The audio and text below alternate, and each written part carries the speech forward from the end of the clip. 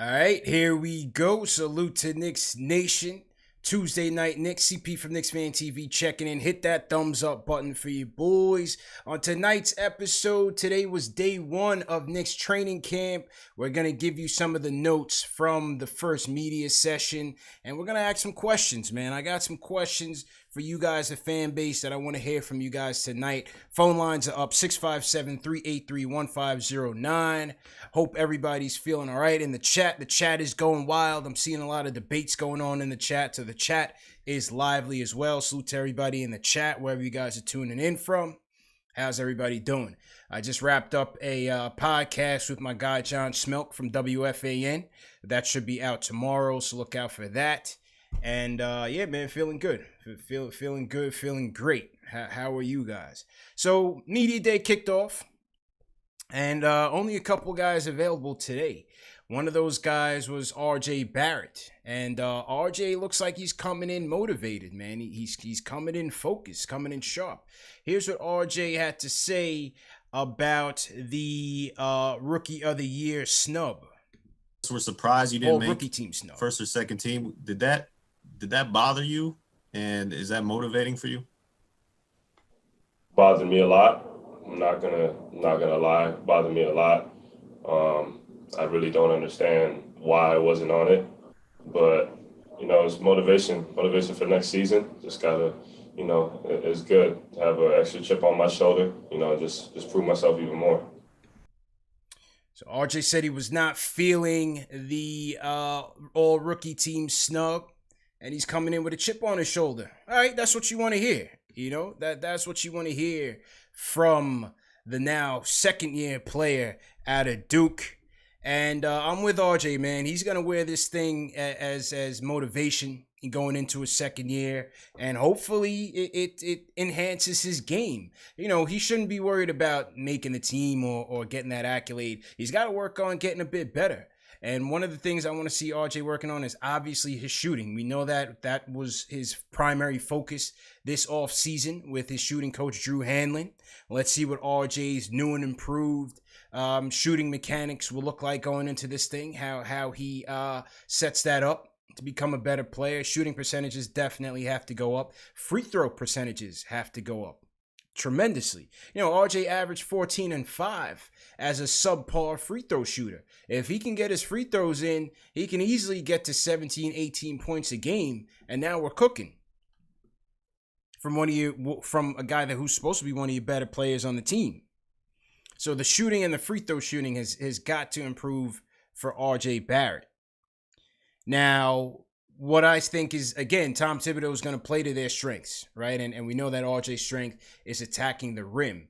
So I'm going to be interested in seeing how Thibs uses RJ, kind of like how he used Wiggins, kind of like how he used Jimmy Butler. And some of those plays were ran for RJ this past season, and a lot of those came on side pick and roll action. You saw some rub screens to free him up. I think you'll see some of that again this year to get RJ some easy looks at the rim. But also, how do they space that lineup around RJ Barrett? How do they space that lineup around RJ Barrett? We talked about our ideal lineup and our predictions. My prediction was still Elfrid Payton. Just some of you guys don't agree. But ideally, who's going to be the guard that you pair RJ with that's going to get you enough playmaking, enough defense, but also formidable three-point shooting to really space the floor well for RJ to operate? Who's going to be that guy? When you look at the point guard options that we have right now, whether it's Payton, whether it's Dennis Smith Jr., whether it's Frank Ntilikina, all three of those guys are subpar three-point shooters. Now, Payton and Frank are going to give you some defense. Payton overall is your most steady hand at the point guard option. But we really don't have yet that ideal point guard to go out there with RJ and flow off ball.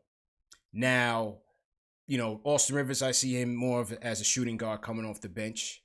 But Emmanuel Quickley, while I don't see him starting, I'd like to see some lineups with Quickley and RJ out there, with Quickley able to help space it.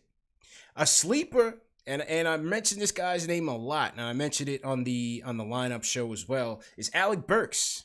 A sleeper's Alec Burks, man. Some of you guys are like, what's the fascination with Burks? Listen, Burks, he played all three positions last year. He ran a lot of point with Philly when he got to Philly. He ran mostly at the 2, and he also played at the wing in Alec Burks in some 3-guard lineups. So who knows? Could we see lineups with Alec Burks, RJ, and maybe another guard, a 3-guard lineup? Could you see more lineups with Alec Burks at the 1, RJ at the 2, and a more traditional small forward, whether it be Bullock, Kevin Knox? Again, Burks played some point guard for Philly. And like I said, the other thing that you like about Burks is that he was tops in the league at drawing fouls. His shooting foul percentage was in the top echelon of the league. So Alec Burks is a guy that knows how to force the issue, knows how to draw fouls, along with RJ Barrett. The difference between the two is Alec Burks is going to knock it down at a high clip. Alec Burks also shot 43% from 3, 61% from the corners with Philly, albeit low volume, 11 for 18, but he was pretty much league average from the corners when he was with Golden State. So you never know. Could Alec Burks be an option out there in some sort of point guard platoon if Thibs is not happy with what he has? And then another reason why I think Burks is going to play a lot, maybe not at the 1, but Burks is going to play a lot because, again, trade value. When you look at Burks, when you look at Austin Rivers, those guys are going to play. And those guys will be likely candidates to be shipped off to contenders looking for shooting depth, making a playoff run, and maybe that nets you a Mook Morris caliber first-round pick. Maybe that nets you a pick that's in the low 20s. Or maybe even a second rounder. Who knows? Burks is going to play, and it's just a matter of where is he going to fit. But he played a lot of point guard when he got to Philly in Ben Simmons' absence. So who knows? Again, just something food for thought when we're, trying to figure out these lineups. But the key question is, what are your expectations for RJ? What are your predictions for RJ year 2? What do you think he does? What do you think he needs to do also to elevate his game? We mentioned the shooting. Despite the lack of spacing, RJ's assist percentage was still fairly formidable in the league. I think he was in the 75th percentile in the league in assist percentage, despite having lackluster supporting cast to space the floor for him. So once you enhance that with some better three-point shooters, some more effective floor spacing, that should only go up. So again, it's going to be interesting to see how much more responsibility he has in the lineup, how much more opportunity he has to be a true playmaker on this team. Again, we know Bully Barrett is going to be there. That's automatic. He's going to get to the line. He's going to force the issue. But again, the shooting has to improve. He's not always going to be able to just force his way and muscle his way to the basket. So the shooting has to improve. And once he gets to the basket, he draws those fouls, which he's very good at. He's got to knock down those free throws. So that was RJ on Media Day talking about his... What are your impressions of all rookie team slump? Salute to everybody in the chat. Hit that thumbs up button for you boys. We're steadily climbing. The chat is jumping. Late night Knicks, but we're here to talk. Let's talk about it. Phone lines are up 657-383-1509. Here was RJ's comments on Obi. Obi Toppin so far, and what do you think he can do for you? We work out at the same time every day, so I've really been connecting with him. Great dude, and he's a hard worker for sure. Very talented, very athletic, very versatile. So excited to have him on our team. And, I feel like we'll play well together. You see myself you see how I work well with Mitch. You seen how I've worked well with Zion in the past. It's just, I feel like it's going to work. He's very versatile. He can, pick and roll, pick and pop. He can put it on the deck. He can shoot it. So, you know, excited to have him. He gives us another dimension. Yeah. Yeah, very talented. Yeah. Yeah, you know, PC answers, typical answers. You didn't get much from Media Day. You know what I'm saying? We really just here to go live and talk. But, yeah, RJ seemed to be fairly high on Mitch, and that was really pretty much the highlight of RJ's media session. Then we had my guy, Dennis Smith Jr. Here's what DSJ had to say, man. Let's talk It's about been a it. very productive offseason for me. I got a lot of work in. Me and my move, it's been very productive in terms of things on the court. Mentally, I got to take the time to step away and enjoy my family and things of that nature. And, I actually, I feel like I got better as a player, but also as a man this offseason. And that's also with except from what happened last year, as it is what it is.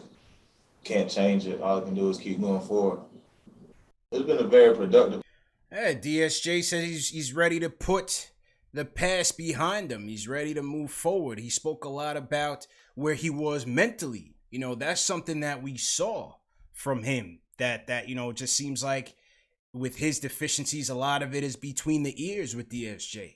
So he talked a lot about growing up as a man, getting over the adversity. We know he had some personal issues that were going on. His back, his stepmother had passed away, and so it looked like those things had taken a toll on him. What do we have here with Dennis Smith Jr.? That's my number one question. What do we have here? He's going to be a free agent. He's in the last year of his rookie deal, and that's why I put him in my ideal lineup, because to me, with this team, we have nothing to lose here. This team is already going to be, way in the basement of the league. We have nothing to lose here. There's no one locked in at the point guard position. Why not let this kid go in the beginning and see what he has? That's all I'm saying. I'm not saying lock him in as a point guard of the future or anything like that, or point guard for the whole year. I'm just saying lock him in, see what's going on, because it just seems like he needs that motivation, that confidence to go out there and execute. And I think if you Thibs is not going to give it to him, but I think if you give him that starting spot, maybe you think good things happen. So to me, it's now or never for him. To me, if he was under Rick Carlisle, now he's under Tom Thibodeau. You have Johnny Bryant, who's the guard whisperer. If it doesn't work out here, to me, it's over. And so that's what I want to see. Do I think he can bring it back? I don't think so. But I'd still like to see it. Because to me, like I said, when you have the athleticism and the explosiveness that he has, I think he can make good things happen, especially in the half court. Transition for sure, fast break for sure. But in the half court, having that point guard that can break down the defense all by himself and force the issue, I think changes the dynamic of the team. Now, everything else is pretty trash. The shooting, the three-point shooting, mid-range, finishing, decision-making, there is a steep hill to climb for him. I'm not even going to lie to you. But as I said, in this evaluation period, I think they should give him a look. Give him an honest look. Why not? Joel John in the chat said it's over. Get over it. Listen, you're probably right. Again, I have no other positives to really go off of. He's had a terrible career. But he's on the team. See what he could do. He's on the team. Let me see. Can I at least see if we get something out of this Porzingis deal, other than a wish and some cap space? Can I at least dream that we got some value out of this Kristaps Porzingis trade? Just a little bit. You know what I'm saying? Even if it's just some dunks. Like, give me a little bit. And as my guy, I was talking to my guy Troy Benjamin on Twitter briefly yesterday, and he brought up a good point, with the pandemic here and these guys not going to have to play in front of fans, not going to have to deal with the pressure the moaning and groaning of people, you know, tired of them playing. I mean, I was at that Boston game. I started the We Want Frank chants, and Dennis Smith Jr. happened to be on the court. It spread like wildfire. And, you know, people thought they were booing the kid. It wasn't a knock on him. It was just the game was getting out of hand, and we wanted to see some defense out there. But what I'm saying is, this season you're not going to have that. There's going to be very little fans to no fans. And so if there's ever a year to lock it in mentally and get it together, again, this is now or never. This is now or never. The situation is set up perfectly for him to take the job. And if he can't do it, then it's over. And I think it is over, but I'm willing to give him that chance. Salute to everybody in the chat. Hit that thumbs up button for you boys. 1,000 people in the chat on this Tuesday night. My guy Bayside Jr. said it was you. Yeah, it was me, man. I was up in the suites. I was kind of sauce at that point. We had a party for the opening night. It was the home opener. Yeah, things were flowing up in the suite. We had a good time with all the people. Salute to everybody that came through that night. And yeah, those people will tell you that We Want Frank chants came from our section. And it was at the expense of Dennis Smith Jr. You know, we feel bad for that. It wasn't booing the kid, but, you know, sometimes things happen. So, do you have any expectations for this kid? Let me know. Leave it in the chat. Call me up. Let me know what you guys think. Let me know what you guys think. Food for thought. This is an evaluation year. It's an evaluation period. There's no playoff aspirations. You want to see what you have. Now, one reason why I don't think it's going to happen is Tom Thibodeau's media session. And I just want to find this clip. 1 second. Rosters of the teams that were competing performance.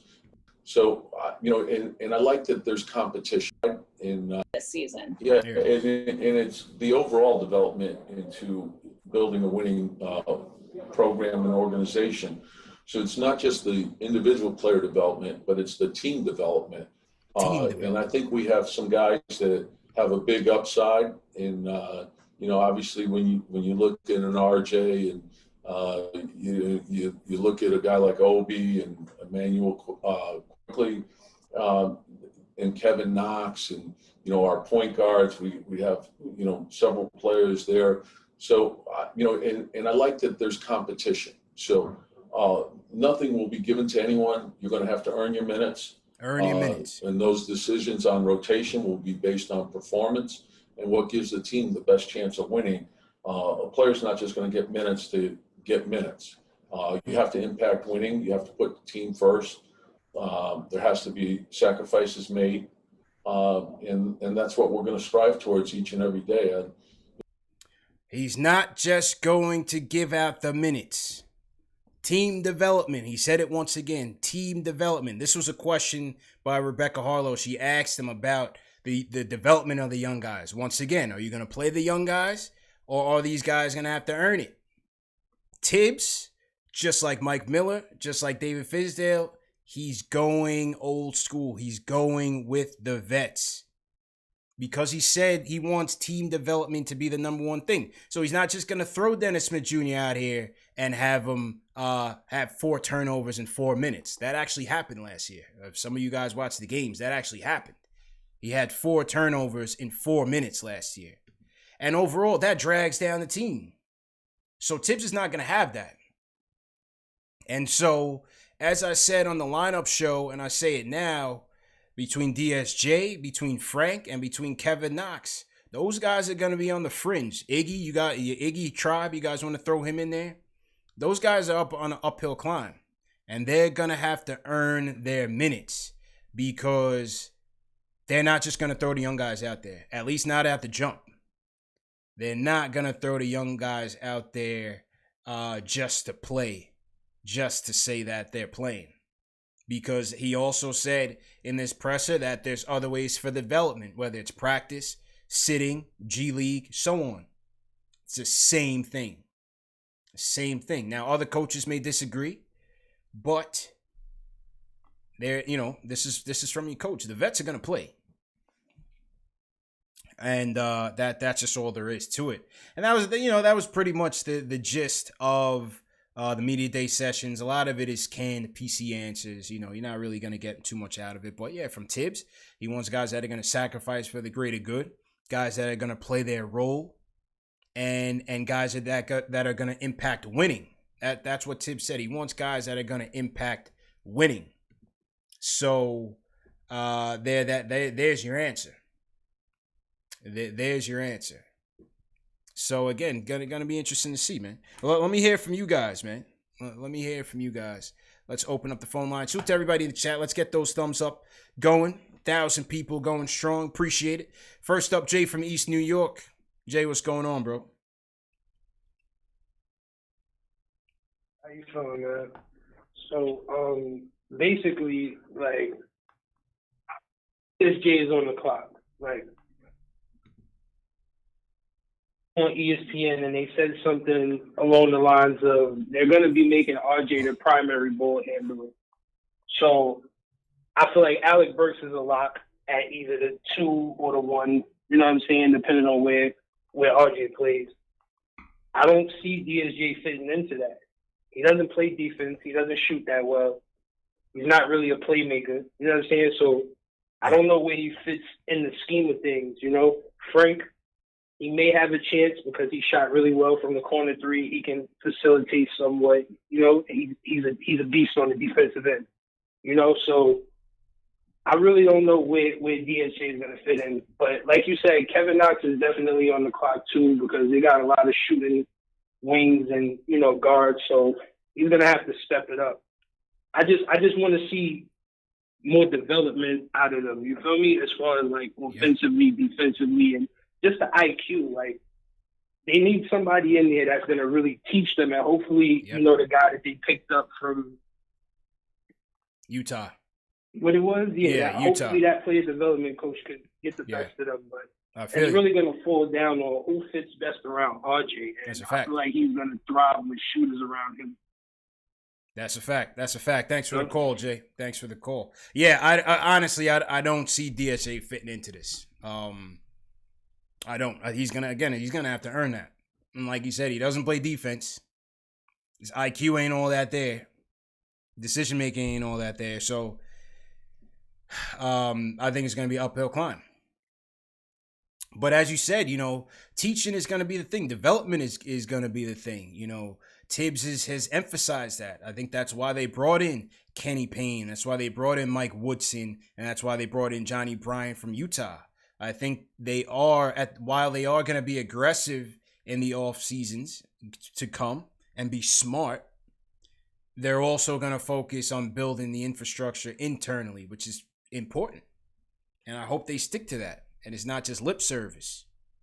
Because you're right, the player development has to improve. Now they brought in Aaron Brooks. They brought in a number of other coaches, development staff coaches. They even gave Aaron Brooks a new title. He's a two-way liaison. Supposedly just to work with the two-way contract players, whatever that means. But who knows? He's also a player that, when Fizz talked about having coaches that could actually get out on the court and play with the players. Aaron Brooks was just down in Australia playing on the Illawarra Hawks with LaMelo Ball. So he did go out with an Achilles injury, but who knows if he ends up, practicing with the players and getting out there on the court. Will from the Bronx, what's going on, bro? Yeah, what's goody booty doody, my guy? What's good, bro? How you feeling? Yo, I'm good. Yo, so I love hearing Thibs say that he's just gonna let the best players play. I love hearing that. DSJ, that he doesn't exist to me right now. I don't want to hear none of that. I got Payne at the 1, Frank backing him up. At the 2, obviously RJ. If he just, shoots better, gets the free throws up, easy 20 points per game. And I hope Emmanuel Quickley outplays Austin Rivers. I hope he just, because I feel like the shooting, man, we just need that spot up. You know what I'm saying? Mm-hmm. And then at the 3, we go Reggie. And to back up, we go Alec Burks.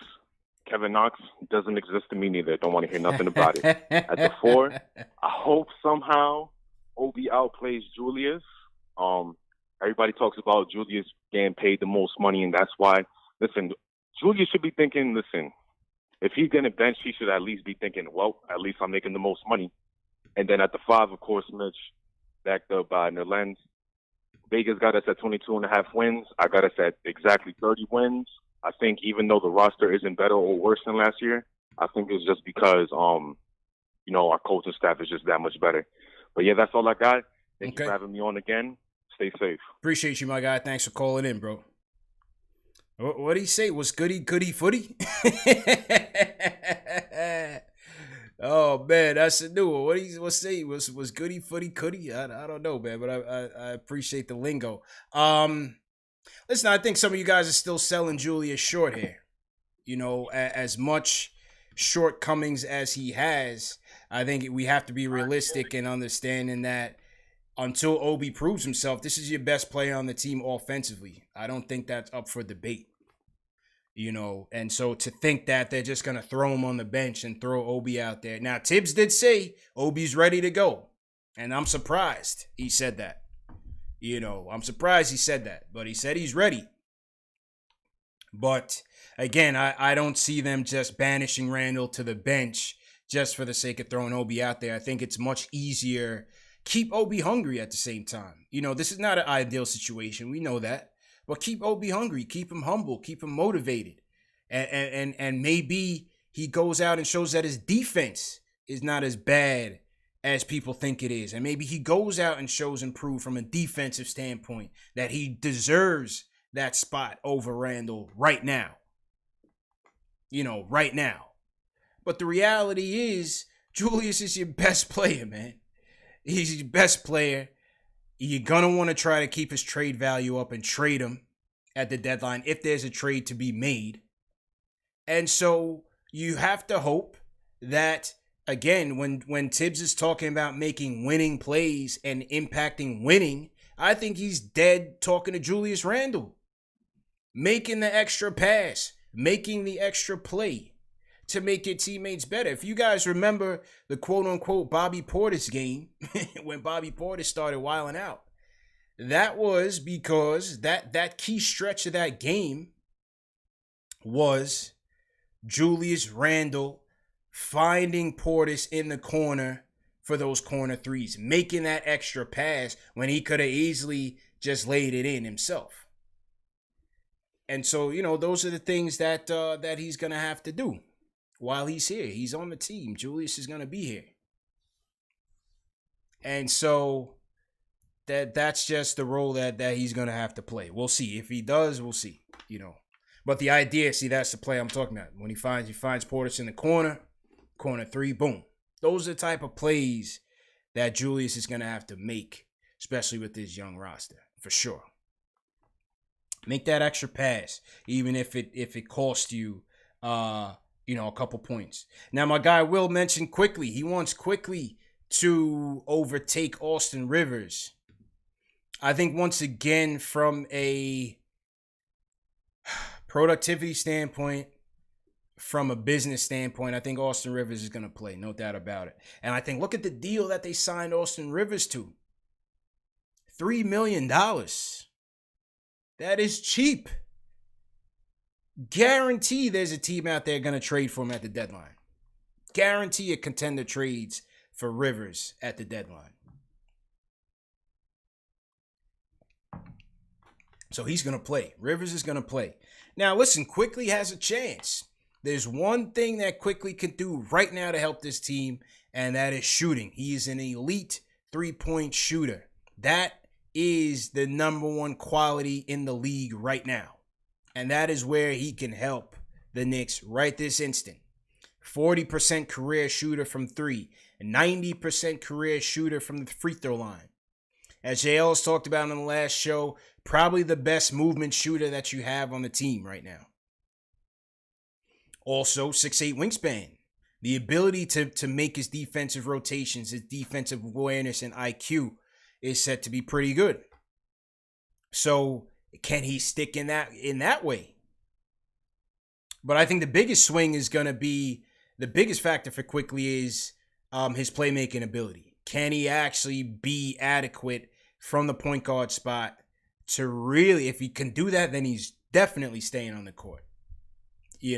And the thing is with Kentucky guys is that, oftentimes you never really know what their true ceiling is because they're playing on stacked teams. Now, Hero, different story. We saw Hero's game even last year at Kentucky. He was balling. And so his game was no surprise. But in Quickley's situation where he's sharing the backcourt in a 3-guard lineup with Maxey and Higgins, not really having to play on ball like that. And, I think that's where he's going to make his name. But at the very least, he can be a 3-and-D guard at the next level. So we'll see. But I think Rivers will get that nod first. I think Rivers will get the nod first. Quickley has time.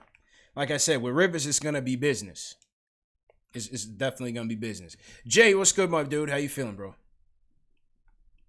What's up, CP? Run it up. Hit that like button. Hit that thumbs up button for you, boys. I see what you did, bro. I see what you're doing. You destroyed DSJ last year. You had him crying on the bench, and now this year you give him the starting point guard. I see what you're doing. I see the plan, my brother. I see the plan. Motivation. Anyway, it's all mind games. Here's how I see it. If you look at Thibs during the summer said Mitch was transcended, might be a superstar, got a lot to work with. Today, he didn't really mention him. He mentioned Obi and RJ first. He said he got a lot of room to grow, right? Yeah. Keep 100. When Mitch went for the first half of OTAs or whatever it's called, a little training camp, and left, it probably rubbed Tom Thibodeau the wrong way, right? Old school coach. You stay there for the 2 weeks. You get your working with Kenny Payne and Tom Thibodeau. You show them that you're hungry. It's a contract year for you. You want your money. You stay in New York for 2 weeks. Who knows what he had going on? Maybe he had to hang out with his daughter. Who knows? But if you haven't worked since March, 8 months off, you stay in New York, get your little working with Tom and Kenny Payne. Yeah. I feel like he'd be in a better situation now. Tom Thibodeau, completely different how he was talking about Mitch in the summertime to now. Yeah. My man, Roland Barrett, big up RJ. You know what I'm saying? Big up my boy. RJ is only a jump shot away from being a legit NBA player. Got the IQ, got the handle, good rebounder, good playmaker. You put a jump on him, it's over. You got a legitimate start. Obi, like you said, Obi ready to go. I feel like Nerlens going to start, and Obi might have a chance to start over Randle. That's how Tom was making it sound today. He might have a chance. Next year, we tanking. BJ Boston, Suggs, Cunningham, we doing something crazy. Yeah. Just hang in there, Knicks fans. We got it. This year's going to be good. Be back in 21. I'm out. Let's get it. Appreciate you, Jay. Appreciate you. Hit that thumbs up button for you boys. Run it up. People in the chats, I'm a double agent. I'm out here playing mind games like Professor X. Hey, you never know who's watching, man. You never know. Don't get too mad. But, I think the thing with Mitch is, and I see a lot of people in the chat making the comments on Mitch and thinking Nerlens is going to start. I can't see it. I think this is just a mind game from Thibs to get Mitch's, head in the right place. Get him motivated and get him up for the season. I don't think Nerlens is gonna start. I can't see it. I can't see that. I love the fact that Nerlens and Mitch play similar games. I love the fact that you're not gonna get a drop off in defense with Nerlens. So I love that. I love the Nerlens acquisition. He came on it in media day, said he wants to be a mentor to Mitch and all that good stuff. All right, fine. But I think it's more just mind games. Just getting Mitch hungry, getting him motivated. Make sure that he's working on his game. We saw that. We saw Mitch was working. Even though, as Jay from Florida said, Mitch skipped out on the second week of training camp, it was later revealed that Woodson went down to New Orleans to go work with Mitch. So that's why I don't get too high on that. I don't think that rubbed the organization the wrong way because they flew Woodson down to New Orleans to work out with Mitch. So I think they all on the same page. I think it was more of a personal thing. Like you mentioned, he might have wanted to hang out with his daughter. I don't know what it was specifically. But the fact that they brought Woodson down there that same week, I don't think there was much of an issue. I don't think there was much of an issue. So I think they just want to get Mitch hungry, man. To just keep Mitch hungry, keep him humble. You don't have to worry about that with RJ. With Mitch, you probably do. And so I think the coaches they're trying to play that mind game with certain players just to keep them engaged. You know what I mean? So to everybody in the chat, hit that thumbs up button for you boys. 1,500, 1,600. Salute to you guys wherever you guys are at. Salute to all my Facebook peeps. Facebook people, how you guys doing? Always enjoy the support. This show is brought to you by KnicksFanTV.com. Make sure you guys check out KnicksFanTV.com. Always got fresh content, fresh news being updated. And we got the videos at the top, as you see here. My latest upload, Damn Nate. Is my reaction to the Nate Robinson fight. Salute to Nate. Hope everything is well. But yeah, we got everything laid out here. All the latest training camp news and whatnot is laid out here. So KnicksFanTV.com. Make sure you guys check it out. What else? Also, Thursday, the training camp series continues because my main man, Han Solo, is coming back to Knicks Fan TV. We had him on last year's training camp series, and he's coming back for this one. So Han Solo is coming through Thursday. I already seen people reserving their spots in that on that show. So make sure you guys click on that link and make sure you reserve your spot. Hit the reminder, hit the notification bell, hit the subscribe button, all that good stuff. All right. Those are my commercials for tonight. Let's get back to the phones. Let's go to Chris from Long Island. Chris, how you feeling? I'm feeling good. Nope. Yo, hold on, Chris. Chris. About Yeah, go ahead. DSJ and about Randle. I think DSJ really doesn't even fit anymore. Yeah. The only thing he could really do is dunk. Yeah. And I really don't see where that fits with the New York Knicks and their Yeah. style of play. Yeah, no, you're right. You're right, man, and appreciate the call. Listen, DSJ is going to be on an uphill climb. We know that. We know a lot of it has been a lot of flash from him, but he claims he's ready to show the world. He's ready to knock that rust off and show that he can be a complete player. We know that he was working out with Chris Jackson, a.k.a. Mahmoud Abdul-Rauf, one of the most slept-on players in NBA history, no doubt about it. And so he's supposed to be working on his jump shot with Mahmoud Abdul-Rauf.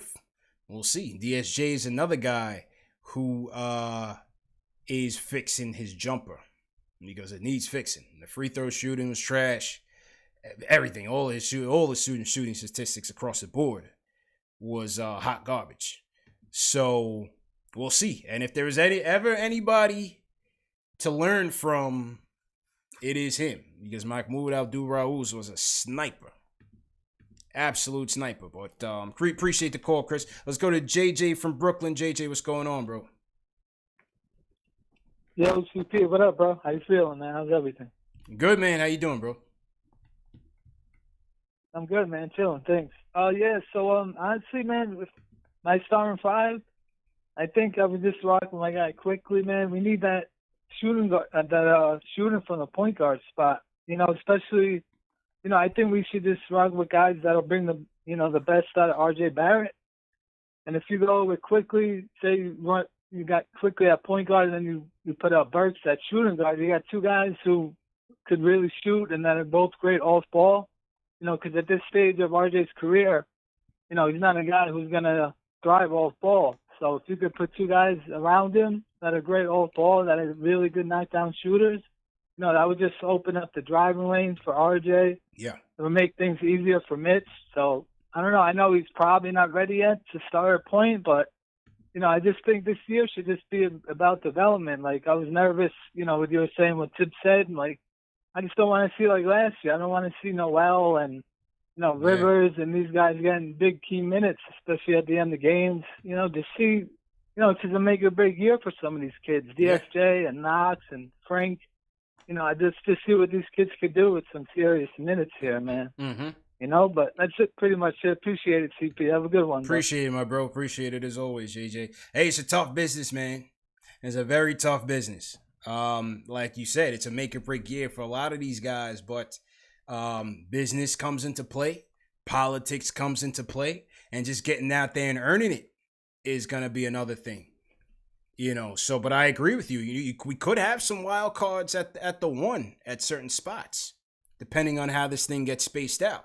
Could have some wild cards because, like I said, none of your primary three guys is, ideally in terms of spacing for RJ. Maybe Frank has the most potential if he can get his 3-point shooting numbers up because he's a low usage guy.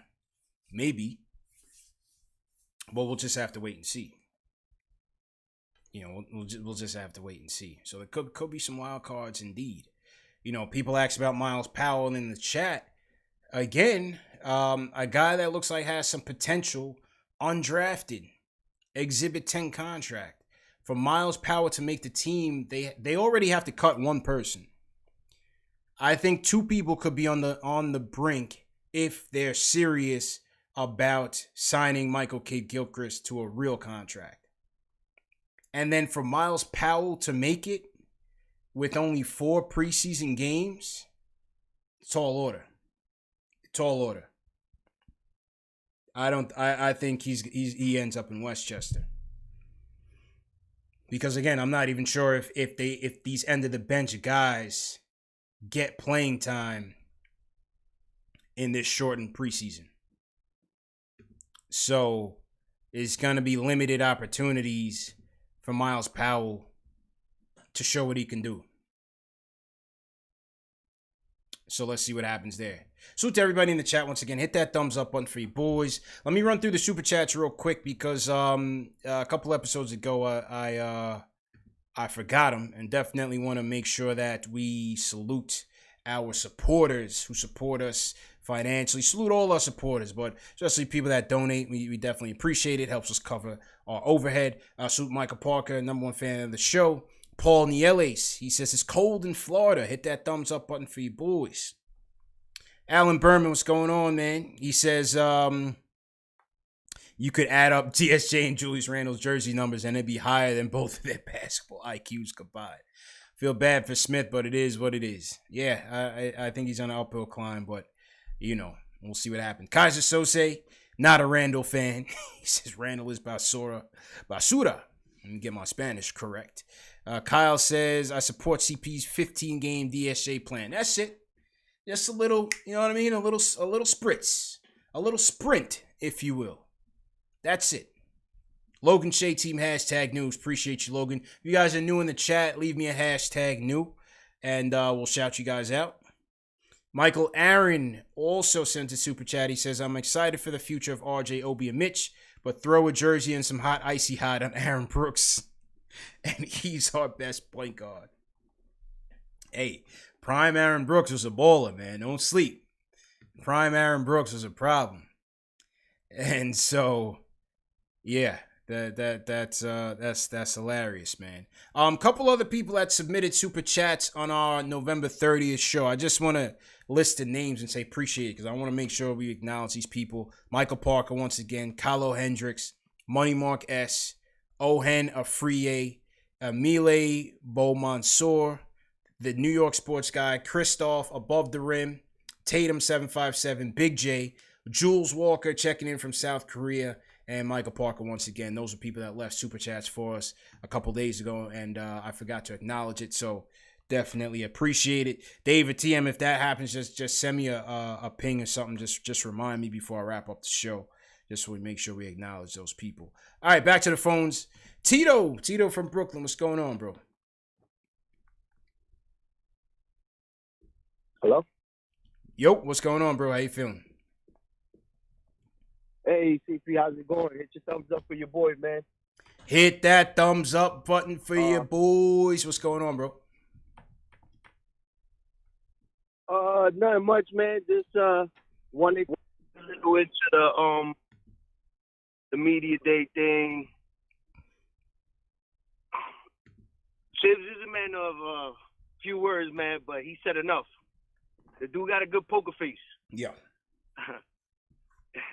We know these guys have their backs against the wall this year, so it's time to show what they're made of. Mm-hmm.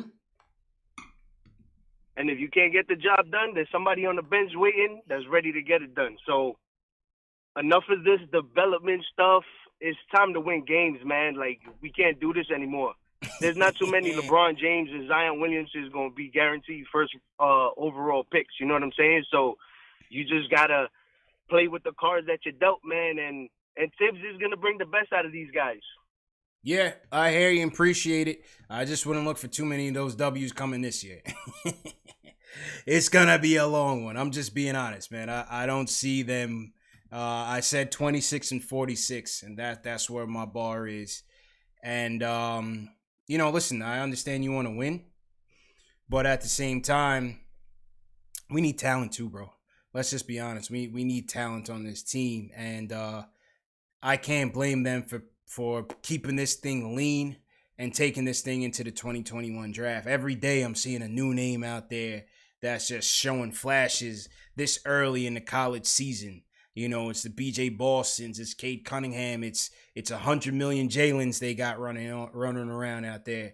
So listen, we need talent too, man. We need talent. And as I said on the Bank Shot podcast, listen, these guys know about the 21 draft. And you could also argue that these guys know better than everybody in the league who these guys are, who these prospects are. Leon Rose, Worldwide West. Worldwide West is the underboss of college basketball. Leon Rose, just a year ago, they know who these kids are. They grew up with these kids, Worldwide West probably been dealing with all these prospects. They know what they're dealing with. They know the potential that's in this draft, and that's what they're playing for. Let's just keep it real. Thibodeau said on the press conference that, in regard to what happened this offseason, there were targets that they liked. They had a plan, but they had a strategy, and they were sticking to it. And I believe it. But they got their eyes on the prize, man. Don't get it twisted. They're not here just to make the playoffs right now. They want to get one of these studs in this 2021 draft where they already have, I think, 2 or 3. They already have 2 first-round picks. Maybe they end up with another one depending on how this season goes, and if they make a flip. But they're playing for this draft, no doubt about it. Somebody said Jalen Green just signed a CAA. I mean, who knows? But they know these guys. I think they know these guys better than anybody. And so they're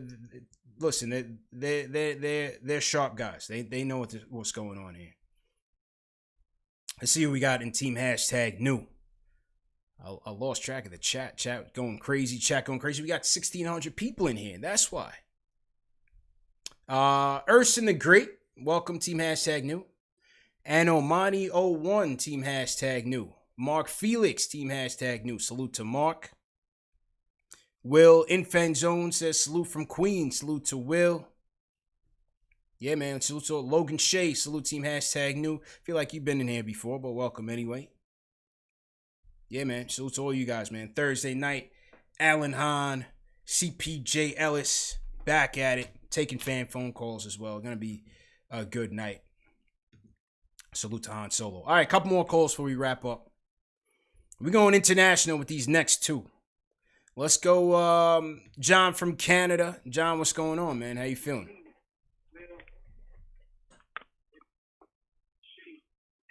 Yep. Hello, John going once. Oh man, John, you missing your cue, man. I gave this guy a debut from the north. I went to the north. My guy's sleeping on the line.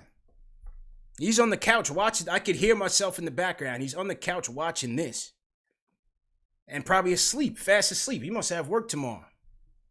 Oh, no, all right. Come on, John. But I know who's going to redeem me. We're going to Belize. We're going to the tropics. Peter, what's going on, man? Talk to me. How you feeling? Hey, good night, CP. Been a long road just being a lonely Knicks fan here in this country, but we just keeping faith alive, man. Yeah. Okay. A couple of things. Definitely excited about the Obi Toppin draft pick. But I'm wondering about Obi at the small forward, at the wing. What do you think about having Obi and Randle in the lineup together?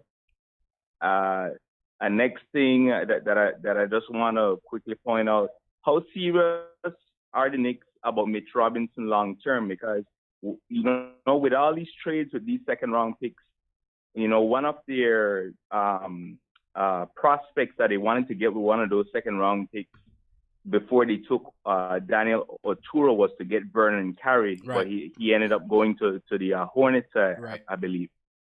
So if they were looking to get a top-notch center, are they actually looking to try and shop Mitch Robinson in this season here, so they don't really give him a long-term contract? Are we looking to get to upgrade at the point guard position by trading Mitch, and then probably have Nerlens Noel start for us, and then we probably try and get another center through free agency or something like that? Yeah. Another thing, if we're not looking to trade Mitch, another thing that I wanted you to look at was, are we looking to develop Mitch the way Joakim Noah developed for the Bulls under Thibs?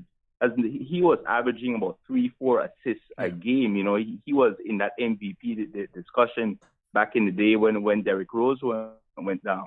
So are we looking to get rid of Mitch, or are we looking to develop him the way Joakim developed under Thibs?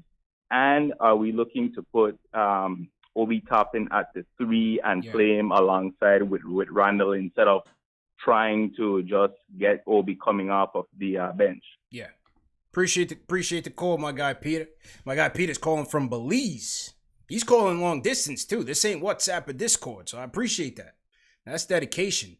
First question, Obi at the 3, I think is a recipe for disaster. There's already question marks about him defending at the 4 spot. How will he defend in space? How will he defend on the screen and roll? Can you switch him? Is he going to have to play drop coverage? Now you're talking put him at the 3, where he's going to have to keep up with these guys on the perimeter, have the twitch, the hip turn to be able to keep up with these guys. I'm not a coach. I don't think that's happening. And it's funny that, the Obi at the 3 thing, it became a topic because David Griffin, the Pelicans GM, just came out yesterday and said they might try Zion at the 3. So I don't know, man. I don't know. Maybe is this a new wave coming to basketball? I have no idea. But I just can't see it. Maybe Thibs tries it for a spurt. I just can't see it. I think it's a recipe for disaster. And I think you'll see Randle start. Obi still get his minutes. Maybe even finish some games depending on how things are going. But I think they'll bring him in slow. And like I said, it's a short time frame, a short off season, short preseason. Bring him in slow, man. Last thing I want to do is see Obi on the bench with 2 ice packs around his knees. You know what I mean? Old school Knicks fans, they've seen that before. It's not a pretty sight. So let's just make sure this kid is up to speed, make sure he's in top health. And that, he can be here for a long time. So that's that on Obi at the 3. Mitch, while I don't think a play is untouchable, I think they're going to continue to evaluate Mitch. He's not up for a contract just yet. He's not in a contract year. I don't think they're going to look to lock him down. And even if they did, I don't think Rich Paul is going to play that game either. I think they'll wait to the very end. And at some point, they're going to have to decide whether they're going to commit to him, play the open market, or trade him. They're going to have to decide that. And so a lot of that is going to depend on his development. Now, you see him in the workout videos. He's shooting a lot of jumpers, doing this, doing that, trying to space the floor. I don't necessarily see them giving that responsibility just yet. But just baby steps is what I'm trying to see from Mitch right now. You mentioned Joakim Noah. His assist numbers on the Thibs went up tremendously up to about 4 or 5 a game. Karl Anthony Towns was a willing playmaker in Minnesota, so Thibs kind of had that luxury. I think he'll use Obi in that capacity. I think Obi has that ability better than Mitch right now, or at least has shown it at the college level, whereas Mitch is still very raw. And so I think with Mitch, I'd like to just see if he can put it on the floor and not just drive into the hole, but just to put it on the floor and make some passes around the perimeter, more dribble handoffs. You know, put it on the floor, draw the defense in a little bit, and then see what happens after that. Make it respectable. Make them respect him putting that on the floor and make them move. You know, gravity is what is the term that they use. Can he just do that? Couple dribbles to the right, couple dribbles to the left. Initiate a dribble handoff or fake and drive it to the hole and dunk it in. Simple things like that. Can he develop a go-to move? A high percentage go-to move? Yes, you know, the dunks and everything are great, but is there something else that he has where if the lobs get cut off or if the lobs aren't there, they're so predictable, can he knock it down? Something that at a high clip. So right now, just baby steps with Mitch. I think he's still raw as a prospect, and his game needs some refinement. But they brought in a big man coach in Kenny Payne, one who all the Kentucky bigs swear by. Anthony Davis, Julius Randle, so on. And so, again, time will tell. Time will tell. So to everybody in the chat, once again, hit that thumbs up button for you boys. Shout out to Kyle M. Oh, Kyle M, I read your super chat already. Michael Aaron says, I read that super chat. He said that was the Aaron Brooks. Joseph Brent, thanks for the super chat. Jacob E, appreciate it. He says, Obi for Rookie of the Year. Once Randle is gone, he's averaging 22, 10, and 5. Would love to see it. And right now, Vegas has him tapped in around second best odds. I think they put LaMelo 1, Anthony Edwards, and Obi tied at 2. So Vegas is feeling the Obi wave, the Obi train. Mr. Chuck says, ready to go. Woody, Thibs, Payne, seen it all. Give them the development plan. Plus, nobody in the NCAA really had a coming out party last season. There will be league surprises. Yeah, I think you're right. I think you're right. Mr. Chuck sends a $20 super chat. Thanks again. Much appreciated. Between the subscriber counts and the super chats, I know you guys remember I had the defense sound effect going off. I had to turn that off now because it's just they're coming in hot. So it became a disturbance to the listening experience. So I had to turn that all the way down. But it just means we're growing. So we appreciate that. We got 557 likes, 1,600 people. Let's get that up to 1,000 likes, man. Let's get that up to 1,000 likes. Everybody right now, hit that like button. Hit that thumbs up button. As I said, the monetary donations are great, but there's always free ways to support us, and that's by always hitting that like button, thumbs up button, sharing these videos, and leaving a comment. Those 3 things, and subscribing. Subscribing is free. Subscribe to the channel. Matter of fact, we hit 25,000 subscribers on the last episode. I didn't even acknowledge that. I didn't even realize that. So we are now hit 25,000. 25,000 for KnicksFanTV. I think that's big. I think that's a major accomplishment for where this channel has been and where it's going. So, and again, that's on you guys. You know, that's on you guys, and I appreciate that. And I appreciate this guy too, man. And he's gonna be the closer of the night. It's my guy Ari from Manhattan. Ari, what's going on, man? Yo, what's up, CP? How you doing, man? Good, man. How you feeling, bro? 25K, man. What's going on? 25K, man. Great. That's amazing, man. Run it up, like Jay from Florida says. Run it up. You know, I wanted to call in the last call when you and Jay Ellis were doing the ideal rotations. Jay Ellis, I love the fact that he had Julius Randle out of the rotation. Like, I love that. I know he took a lot of heat from that, but you know that was amazing. But what I also do is I also agree with you, and I don't think Dennis Smith Jr. should start, but he definitely needs to play because he's the only guy at that point guard position who actually has like a ceiling, right? So we need to see what we have in this guy. And, you know, he did play well on Dallas for a little while. Yeah. He just didn't play well with Luka, and Luka needed the ball, and they needed to get rid of him. Yeah. But it wasn't like he was that bad on Dallas. So I think he deserves playing time, but I don't think he should start, all right? Mm-hmm. Now, I have a hot take right now, all right? Mm-hmm. I know I'm going to get beat up in the chat for this, all right? But my whole thing about the starting five, the ideal rotation, is player development, right? Yep.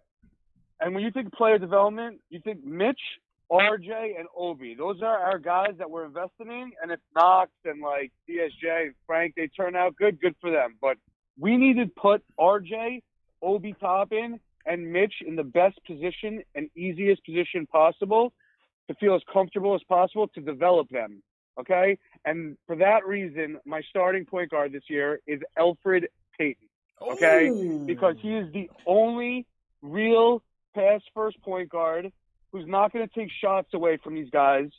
He was by far, like, he is so trash, but he is by far and away our best point guard. Yeah. DSJ was awful last year. And Frank, in my ideal rotation, isn't even a bench player. He's literally at the bottom of the list. Like Frank is buried at the bottom, right? We have no point guard, and I have to go with Elfrid Payton because he's the only one who's going to help develop RJ, put him in the good spot, let him take shots. DSJ, all he's going to do is cross over, someone turn it over, dunk the ball, get fouled, miss free throws. He's not going to help develop RJ. He's not going to help develop Obi, and he's not going to help develop Mitch.